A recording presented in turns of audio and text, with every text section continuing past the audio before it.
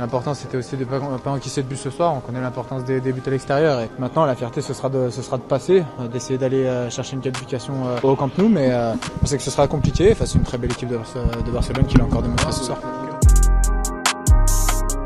Bienvenue dans la quotidienne. Il y a des soirs comme ça en Ligue des Champions, et ben ça veut pas marquer. Lyon et Barcelone se sont donc quittés sur un 0-0 hier soir pour leur match aller en 8e de finale. Ce qu'il y a de bien avec Anthony Lopez et Bertrand Traoré, c'est qu'ils sont sur la même longueur d'onde après la rencontre. À 0-0, on parle plus d'espoir, je pense que tout est ouvert. On connaît l'importance des buts à l'extérieur et maintenant voilà, tout est ouvert. Maintenant il faut prendre ce résultat comme un bon résultat. On se devait de ne pas encaisser de but, on l'a fait. Leur entraîneur Bruno Genesio, lui, il avait déjà les yeux rivés sur le match retour après la rencontre. Et on espère vraiment que Nabil Fekir, c'est un mec très détente. Parce que là, au niveau de la pression, ça y va quand même.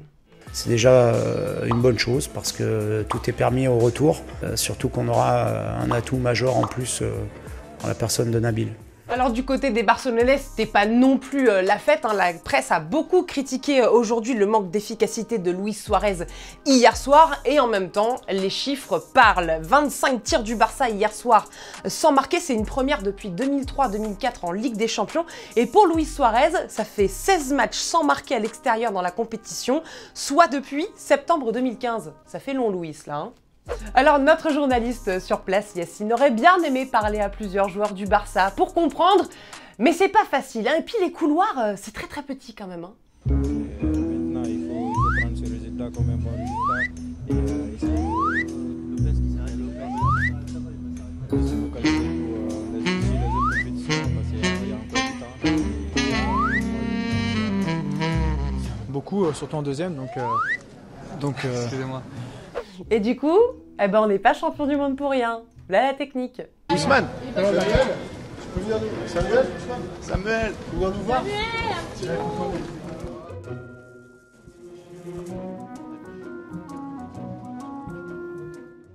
Les vrais malchanceux de cette soirée, ce sont les 3 joueurs de Lyon, Memphis Depay, Lucas Touzard et Cher Diop qui se sont fait cambrioler hier soir pendant la rencontre. Ça, c'est vraiment pas cool. Le gagnant de cette soirée, finalement, ce serait bien Samuel Umtiti, l'ancien Lyonnais formé au club, était présent en tribune après 3 mois d'absence suite à une blessure au genou.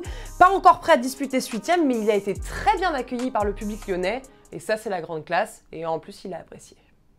Allez, la question du jour nous concerne le match retour. Selon vous, est-ce que l'Olympique Lyonnais peut le faire sur ce match retour le 13 mars prochain? Est-ce qu'ils vont se qualifier en quart de finale de Ligue des Champions? Répondez, on choisira demain 2 de vos commentaires. Liverpool a également fait match nul face au Bayern hier soir, alors on s'attendait à voir du spectacle, du show. Et bien finalement, pour voir du spectacle, il fallait aller hier dans les vestiaires de Manchester United. Paul Pogba face à Eric Bailly, son coéquipier. Attention, ça fait balle.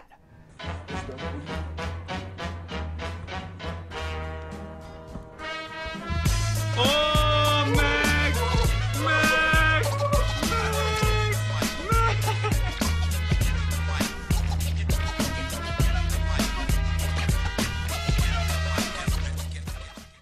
Ce soir, 2 autres matchs. Schalke reçoit Manchester City et Cristiano Ronaldo est de retour à Madrid.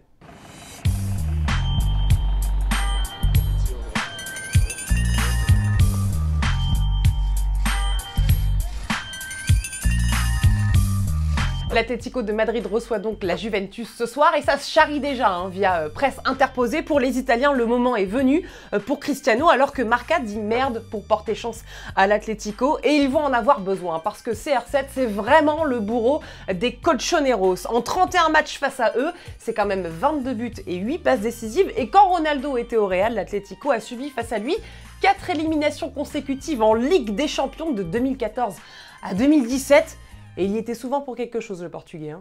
Petite pause. En Pologne, ça commence avec du Joga Bonito. Et puis, plus on s'approche du but, et plus ça le fait pas, en fait. Hein.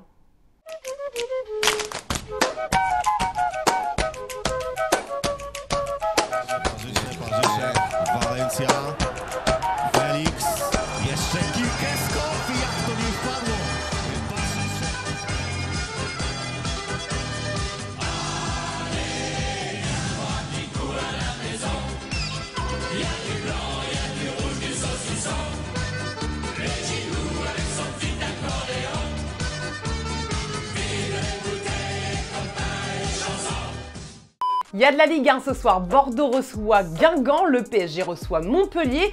Et c'est vrai qu'en ce moment, Kylian Mbappé, il est plutôt en forme, notre champion du monde. Il était en interview avec Pedro Miguel Paoletta et il a parlé de son avenir et il est même très à l'aise. Je reçois plein de conseils de gens, de toi, des grands joueurs qui sont passés ici. Et je pense qu'à un moment donné, avec tout ce que j'aurai appris, peut-être que ce sera mon tour de donner à des plus jeunes. Donc je pense que c'est pas seulement moi, c'est le sens de l'histoire du foot qui veut ça. On termine avec l'équipe de France féminine. Corinne Diacre aujourd'hui a dévoilé sa liste pour les 2 prochains matchs à Nico des Bleus. Ce sera face à l'Allemagne et l'Uruguay. Pas de Ginny Le Sommer. La Lyonnaise souffre de douleurs musculaires au niveau des ischio-jambiers et sera donc laissée au repos. On lui souhaite bien évidemment de se rétablir. Et puis, J-107 avant la Coupe du Monde féminine là, oh! La quotidienne c'est terminé, je vous rappelle que cette semaine il y a le maillot de l'Olympique Lyonnais qui est à gagner, pour ça il faut s'abonner à notre chaîne. C'est fini et pour ça j'accueille avec moi nos stagiaires de 3e, de seconde qui vont venir ici pour terminer cette quotidienne. On se quitte comment en général? On se quitte en images et en musique. Vous suivez quand même un peu la quotidienne ou pas? Voilà, on se quitte en images et en musique et puis on se dit à demain. Allez, on se dit à demain. Salut, bye.